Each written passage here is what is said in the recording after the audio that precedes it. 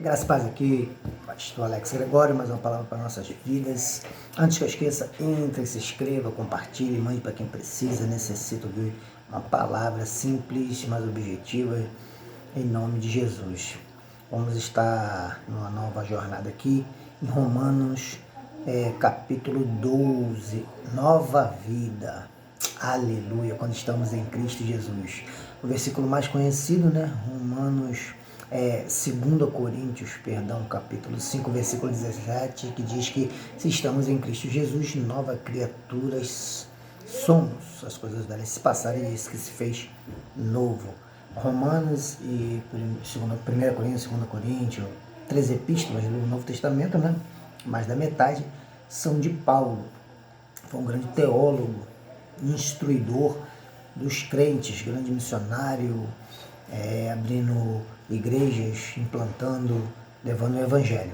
Então, o que está em 2 Coríntios 5,17, que foi na ordem cronológica a primeira epístola a ser lançada, depois foi Romanos, o assunto é o mesmo, porém aqui ele usa a analogia ou ilustração do sacrifício do templo, e lá ele diz um pouco mais moral, caráter. Se estamos em Cristo Jesus, ele usa a vida dele. Ele falava de Cristo como não conhecia, como homem, mas agora está em Cristo, é nova criatura. Então, o que ele sabia antes, tudo de errado passou, agora tudo novo, nova criação, a transformação, como nós temos o Cristo Jesus na nossa vida. É igual o haja de Deus, e puf, se fez tudo, novos céus, nova terra, os animais, tudo, nova criação. Quando Jesus, o Espírito Santo, a vida entra novamente naquilo que estava morto. Nós estávamos mortos para tudo. Então a gente não tinha vida. É igual uma Efésios vai ilustrar, e Paulo novamente, né, pregando lá, falando que é igual quem estava morto para Cristo, para o mundo. É igual quando alguém está velando, sepultando um ente querido, lá chora, esperneia, bate, fala por quê e grita. Está morto, não responde, não faz nada, não fala nada. Mas, do mesmo jeito que estavam mortos para o mundo, ou morto para a humanidade, para Cristo, ele entra, e quando ele entra na nossa vida, é um ato incomparável. Como é que se dá vida àquilo que já está morto? Não é inexplicável, só Deus mesmo pode fazer algo tão maravilhoso. É igual, então, nos trazer a vida, essa parte espiritual novamente, é como um ato da criação, trazer do que não existia a existência. Glória a Deus. Paulo é o teólogo complexo, mas muito maravilhoso para nossas vidas. Amém? Então, se inscreva lá no canal Alex Gregório, compartilhe, e vamos estar aí nessas estudos. Nós estamos aí com a série em Mateus capítulo 5 sobre as bem-aventuranças, o reino de Deus, a inauguração, sobre Marcos capítulo 5, o endemoniado gadareno. Vamos entrar agora no terceiro passo, a solidão na vida daquele jovem, e a gente está postando aí quase todo dia para a honra e glória do Senhor. Senhor Deus e Pai, tome cada um, abençoe, multiplique seu dia na terra, que a tua mão forte e poderosa entre, penetre no patábulo dos vossos corações. Não deixe, meu Pai, o mal chegar às suas casas, às suas tendas. Opere o milagre, a cura, maravilhas, derramando, meu Pai, somente a tua presença e o teu amor, que é incomparável em nossas vidas. Guarde cada família, cada pessoa, opere milagres e maravilhas em nome de Jesus. Amém. Graças a Deus. Vamos lá, Romanos 12. Rogo-vos, pois, irmãos, pelas misericórdias de Deus, que apresenteis o vosso corpo por sacrifício vivo, santo e agradável a Deus, que é o vosso culto racional.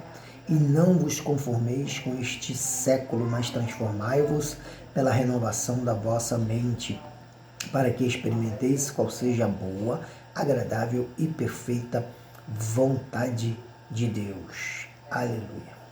Então, Paulo, até chegar nesse versículo, que seria a nova vida, ele em Romanos, a nossa catedral da fé, o grande livro doutrinário, ele veio abordando pontos interessantes. A gente sabe que no capítulo 1 é o prefácio dele, Paulo, servo de Jesus Cristo, chamado para ser apóstolo, separado para o Evangelho de Deus. Aqui dá uma grande pregação.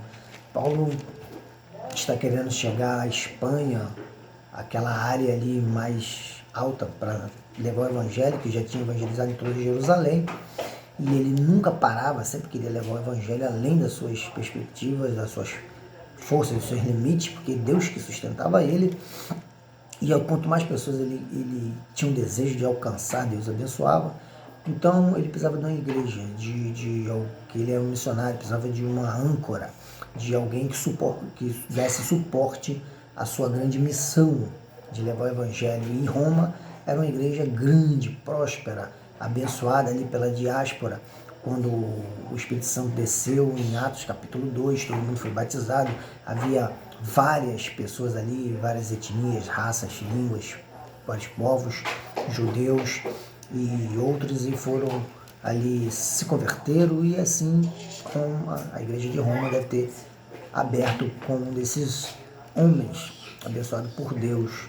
Não foi Paulo propriamente dito, mas Paulo se apresenta a eles, que a gente sabe que perseguiam Paulo, caluniavam Paulo, falavam que ele queria era dinheiro, que era mercenário, que o que ele pregava era heresia, não tinha como se afastar da lei, não deixar as luas novas, os preceitos, as festas, as dietas, essas coisas todas. Então Paulo se apresenta logo dizendo que era escravo, servo de Jesus Cristo.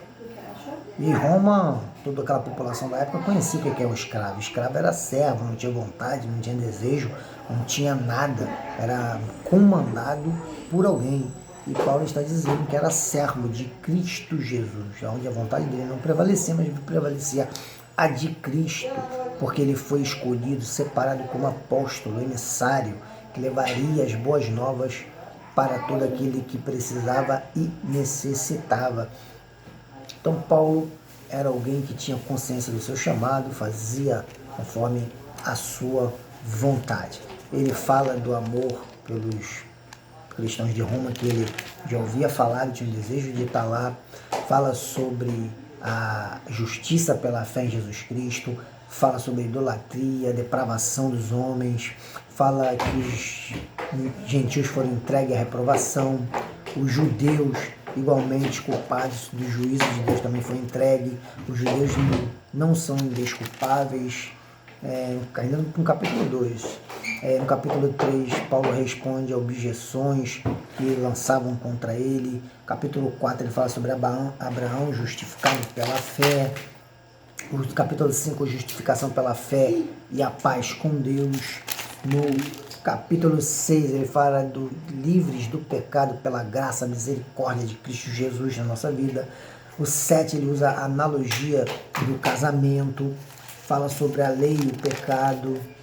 No 8, ele nenhuma condenação há, condenação pendor do Espírito Santo, penhor do Espírito Santo, filhos e herdeiros, o sofrimento do presente, as glórias do porvir.